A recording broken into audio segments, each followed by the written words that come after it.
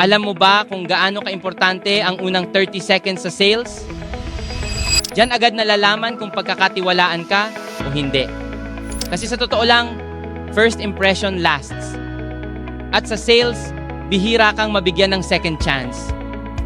Kaya, sa unang 30 seconds pa lang, kailangan maramdaman na ng prospect mo na ikaw ay trusted advisor, hindi pushy seller. Paano? Una, be present. Huwag nagmamadali. Huwag distracted. Kapag lumapit ka, confident pero kalmado. Smile genuinely. Maintain eye contact. Sabihin mo ang pangalan nila ng 2 beses para maramdaman nilang mahalaga sila. Miss Angel, thank you po for your time today. Angel, I really appreciate you meeting with me. Acknowledgement builds connection. Then be clear and direct. I'm here today because I want to understand how we can help make your travel plans easier and stress-free. That's it. Simple, confident, genuine.